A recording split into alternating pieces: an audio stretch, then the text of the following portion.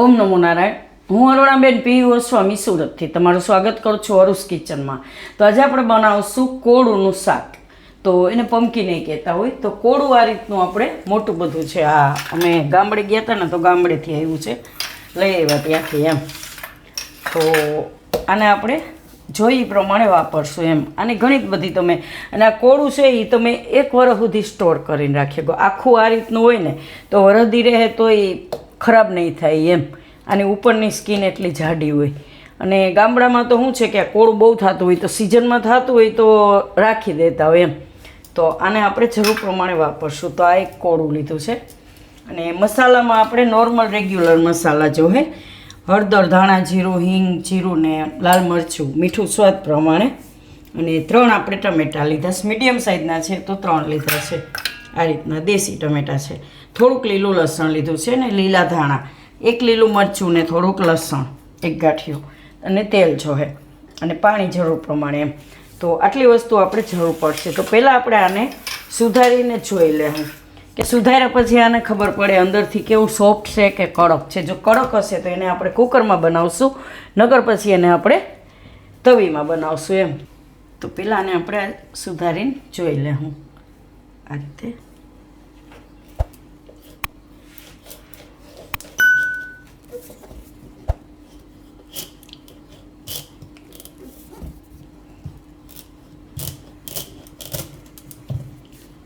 ઉપરથી એની છાલ બહુ કડક હોય. આની ઘણી બધી વસ્તુ બને, સૂપોય બને, શાક બને, અલગ અલગ વસ્તુ, આનો ઓળોય બને.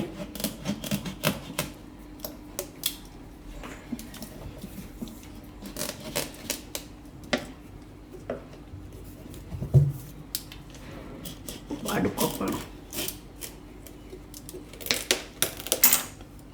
એકદમ સરસ અંદરથી પાકેલું છે.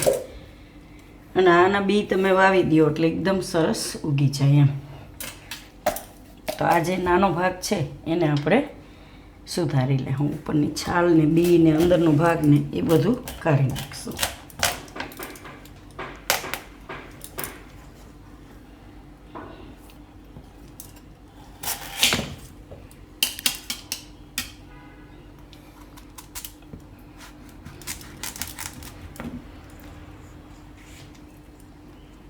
અહીંથી કાઢી નાખીશું આ બધું.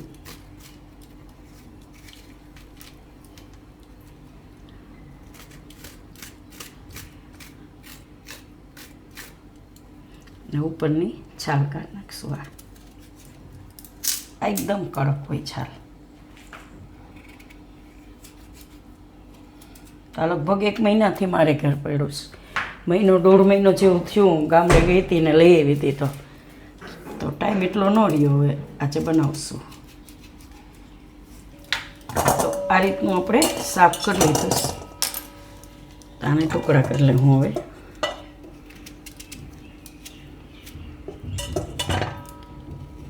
આ રીતના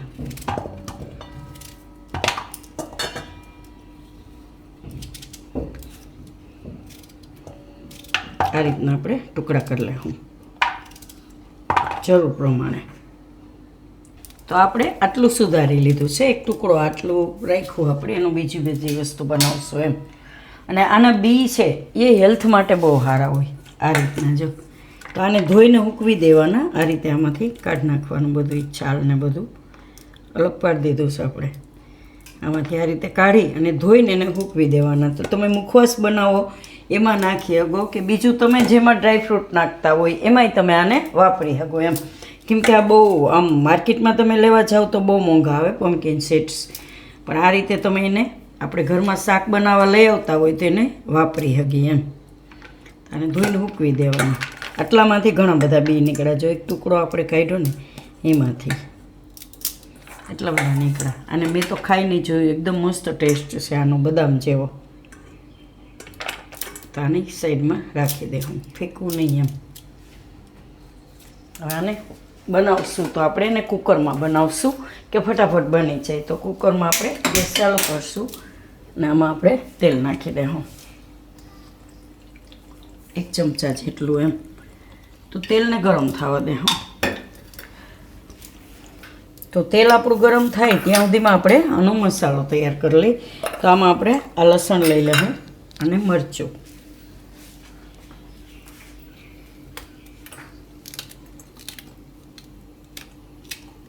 આમાં આપણે નાખીશું થોડુંક આખું જીરું, અડધી ચમચી જેટલું નાની ખાંડી લેવું. અને થોડુંક આપણે આ રીતનું અધકચરું વાટીએ, એમાં જીરાનો એકદમ સરસ સ્વાદ આવશે. થોડુંક આપણે આ આખું પાખું થઈ જાય ને પછી એમાં આપણે નાખીશું લાલ મરચું. થોડુંક લસણ વટાઈ જાય ને આ રીતે. હવે એમાં લાલ મરચું નાખશું આપણે સ્વાદ પ્રમાણે. તો જેવું તીખું ખાતા હોય એ પ્રમાણે નાખવાનું એમ. મરચું આપણે એક જ નાખ્યું છે એટલે આમાં આપણે આ લાલ મરચું એ પ્રમાણે નાખશું અને ખાંડી લેવું.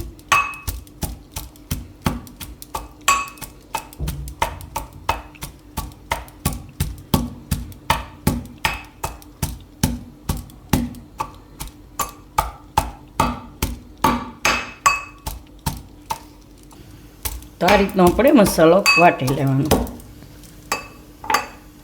હવે આપણે તેલ જોઈ લેવું. તો તેલ ગરમ થઈ ગયું, એમાં થોડુંક જીરું નાખશું અને થોડીક હિંગ અને આ સુધારેલું પમ્પકિન કે કોળ. તેલમાં થોડીક વાર આને આપણે પકાવવાનું. તો કુકરમાં કરીએ તો થોડુંક જલ્દી થઈ જાય, ફટાફટ. આ રીતે આને મિક્સ કરી લેવું. હવે એમાં મસાલા નાખશું બીજા આપણે. તો થોડીક હળદર અને ધાણા જીરું 1 ચમચી મોટી એકાવન.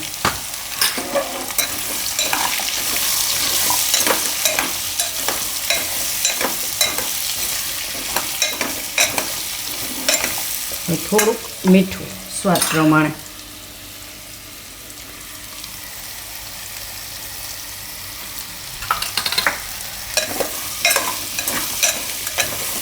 આને આપણે તેલમાં પાકવા દેવું થોડીક વાર, 2 મિનિટ માટે.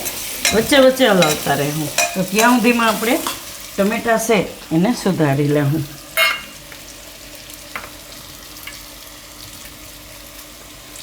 તો આનો બન્યા પછી થોડોક મીઠો ટેસ્ટ હોય તો થોડાક ટમેટાં આપણે નાખીએ તો ખટાશને બેલેન્સ થાય, મીઠાશ બે એમ. એટલે આપણે આ રીતના ખાટા ટમેટાં લીધા.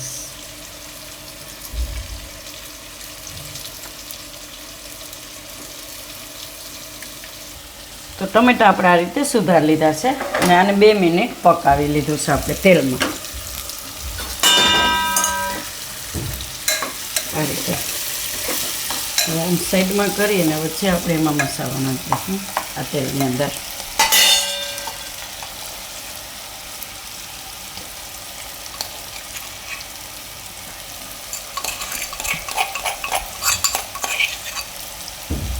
તો તમે તમારી તીખાશ પ્રમાણે મરચું વાપરી શકો એમ. અને આપણે લાલ મરચું બહુ તીખું નથી.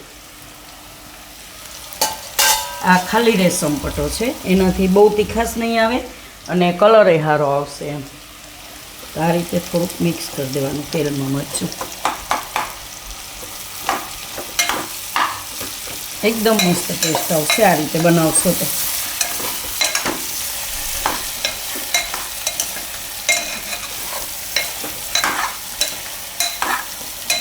તેલમાં એકદમ મસાલો શેકાય એટલે એનો એકદમ સુગંધ એવી આવશે અને સ્વાદમાંય સરસ થાય. જોતા એમ લાગે કે આ બટેટાનું શાક છે કા. હવે આમાં આપણે લીલું લસણ નાખીએ.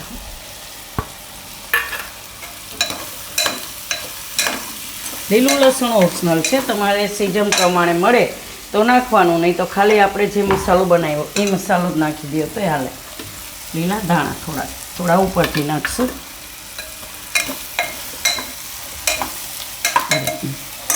હવે એમાં થોડુંક પાણી આપણે નાખશું. તો આમાં મસાલામાં જ નાખી દઈએ.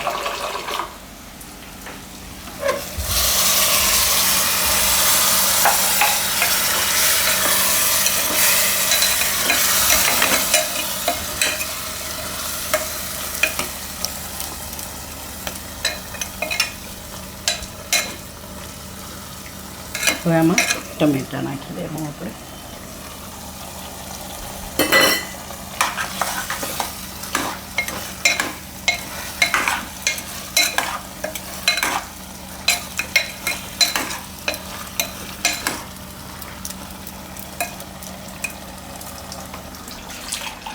થોડું એને રસબસતું કરશું એટલે આ રીતે પાણી નાખશું આપણે. આટલું જોતાં આપણે ખબર પડી જાય કે આની ઉપર થોડોક રસો હોય એ રીતનું એમ આ રીતનું પાણી નાખવાનું. હવે આપણે કુકરનું ઢાંકણું બંધ કરી દઈશું. આને આપણે ખાલી 2 જ વિસલ થવા દેવું તો એકદમ સરસ થઈ જાય. તો આને આપણે હવે ખોલી જોઈ લઈએ. 2 સીટી થઈ ગઈ તો ઉતારી લીધું તો આપણે એકદમ સરસ. થોડાક દાણા ઉપરથી નાખી દઈએ.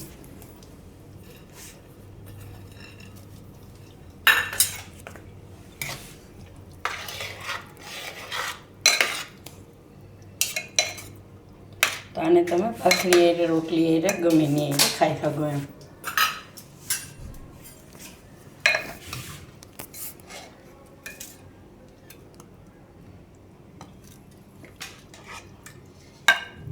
તમારે કોરું કરવું હોય તો પાણી ઓછું નાખવાનું.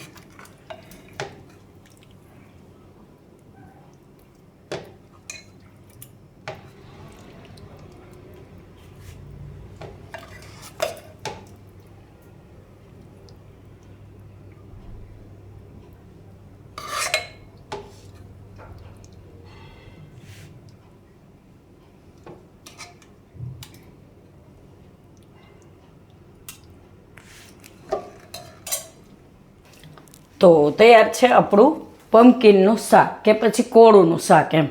તો જો તમને મારી આ રેસીપી પસંદ આવી હોય તો એને લાઈક કરજો, શેર કરજો અને મારી ચેનલને સબસ્ક્રાઈબ કરજો અને બેલ આઇકન દબાવવાનું ના ભૂલતા. કમેન્ટ કરીને કહેજો કે તમને કેવું લાગ્યું આ કોળુંનું શાક.